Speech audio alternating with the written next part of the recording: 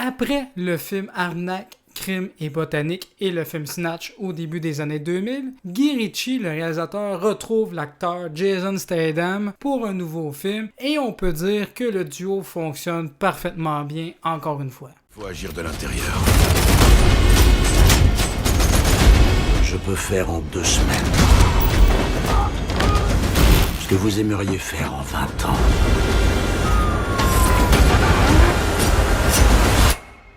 Parce que je suis un homme en colère. Salut tout le monde, j'espère que vous allez bien. Aujourd'hui, une nouvelle critique pour le film Un homme en colère ou La furie d'un homme au Québec. Donc le film est sorti au cinéma et en VOD le 7 mai. Donc moi, Guy Ritchie, c'est vraiment un réalisateur que j'adore. Je trouve que son propre style, son propre humour, ses petites gimmicks aussi, surtout quand c'est des films concernant la mafia et des choses comme ça. Puis Jason Statham, que j'ai pas besoin de présenter. Jason Statham, c'est vraiment la star des films d'action des années 2000. Mais là, par contre, la sauce prend vraiment avec ce film-là, Un homme en colère. C'est quoi l'histoire de ce film-là? Donc, en gros, dans le film, on suit le personnage de Ash, joué par Jason Statham, qui est engagé par une entreprise qui transporte de l'argent via des fourgons blindés. Puis, ces fourgons-là, ils se font souvent voler par des voleurs, que ce soit des voleurs organisés ou des plus petits voleurs. Puis, Jason Statham, lui, il a pas de l'air à être là pour niaiser. Il est là pour trouver quelque chose, puis c'est pas un amateur, il a peur de rien. Puis lui, s'il se fait voler un fourgon, il va toutes les descendre. Le film est un remake d'un film français sorti au début des années 2000. Le titre du film original, c'est Le Convoyeur, je crois. Donc, moi, je trouve qu'on retrouve à peu près le style de Guy Ritchie un peu dans ce film-là. Dès la scène d'introduction, je trouvais que c'était très bien mis en scène. On se sentait déjà un peu comme si on était dans le fourgon.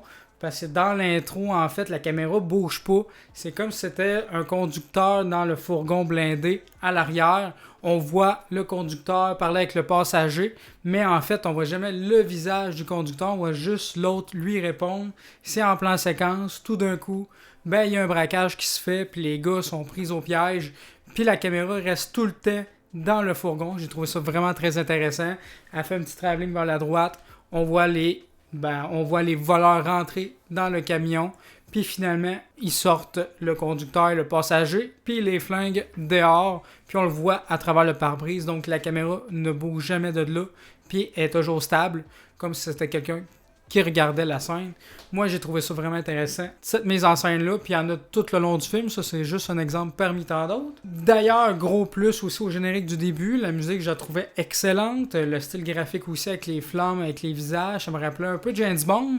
Non, en fait, ça me rappelait surtout la série True Detective sur HBO qui était vraiment excellente, surtout la saison 1. Après l'intro, le film se joue en 4 chapitres, il y a comme des chapitres titrés dans le film. Le premier chapitre concerne l'arrivée de Ash au sein de l'entreprise de fourgon blindé, donc on voit sa formation et tout ça. Très mystérieux, on voit qu'il rigole pas, tout le monde est intimidé par lui, puis il devient même un héros malgré lui. Deuxième chapitre, on voit d'où ce qui vient Ash, on apprend à le connaître, on voit pourquoi il est là, la raison qu'il est là. Ça a été dévoilé dans la bande-annonce, malheureusement, je trouve ça un peu poche, donc si vous avez vu la bande-annonce, vous connaissez déjà un peu le film, mais il reste quand même quelques surprises. Le deuxième chapitre, c'est vraiment un gros flashback concernant le personnage de Ash et tout ça. Le troisième chapitre concerne les antagonistes principaux qui ont organisé le braquage de la scène d'intro. Moi, c'est un style que j'aime beaucoup, mais les 3 chapitres se rejoignent toujours à ce qui s'est passé dans la scène d'intro, puis on revoit ces scènes-là de différents points de vue via les chapitres. C'est vraiment un gimmick des films de Guy Ritchie. On l'a vu souvent dans Snatch. Moi, j'adore ça quand c'est comme entremêlé, entrecroisé avec des histoires parallèles. J'aime beaucoup ce style-là, puis je trouve que ça marche parfaitement bien dans ce film-là. Et le 4e chapitre, c'est juste une finale vraiment explosive puis malade, là.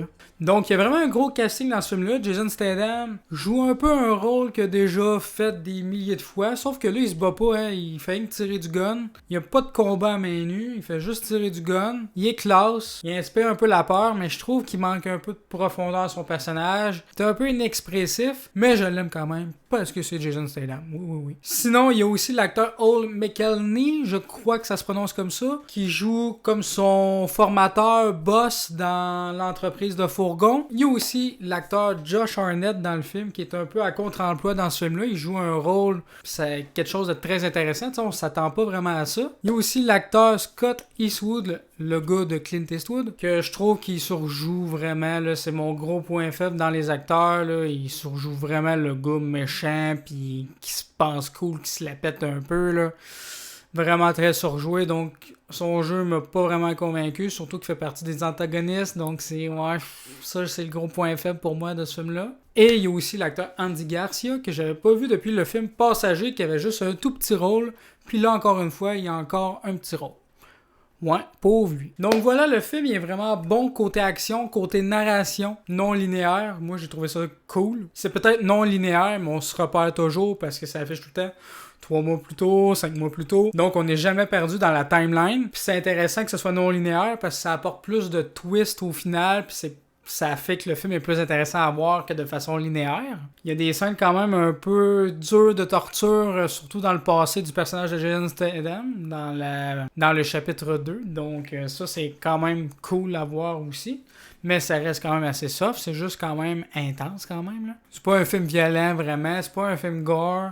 Le film ne porte pas à réfléchir, le scénario est plutôt ordinaire, assez simpliste. Il y a même un twist vers la fin que t'es genre surpris un peu, mais en même temps non. Puis tu te dis pourquoi que le personnage fait ça. Et vraiment, tu sais, il fait ça à tout ce monde-là, c'est vraiment dégueulasse, là. Tu comprends pas trop le personnage, en fait, pourquoi il fait ça. Donc, ça c'est décevant, là. Je suis vraiment vague parce que je veux pas spoiler non plus, là. Quelques petites touches d'humour sympathiques, comme dans tous les films de Guy Ritchie.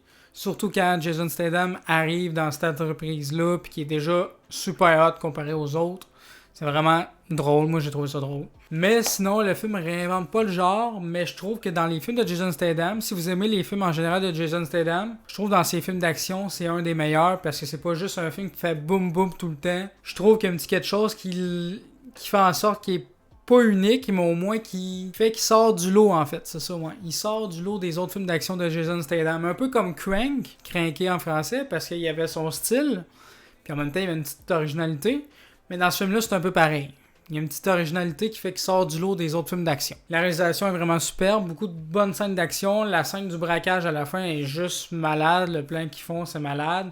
Comme c'est raconté en voix off, je trouvais ça intéressant. On s'attache pas vraiment aux personnages parce qu'on les connaît pas tous, mais à un moment donné, on voit un peu la vie des antagonistes, puis on s'attache un peu peut-être à l'un d'eux, donc c'est un peu tragique d'une certaine façon ce qui arrive. Donc moi, je trouve que c'est un film à aller voir. Si vous êtes fan de Jason Statham, c'est sûr que vous allez adorer ce film-là, parce que il sort du lot de sa filmographie. Si vous aimez le style de Guy Ritchie, je pense que vous allez l'adorer. C'est pas son meilleur. Donc moi, je vous le recommande. Un bon film, un bon petit film. Donc voilà, c'est tout pour ma critique sur ce film-là. J'espère que la vidéo vous aura plu. Si c'est le cas, n'hésitez pas à laisser un petit pouce bleu et à partager la vidéo. Ça aide beaucoup la chaîne. Et surtout, à vous abonner pour voir les prochaines vidéos. Sur ce, on se dit à la prochaine. Continuez de regarder des films et des séries. Ciao!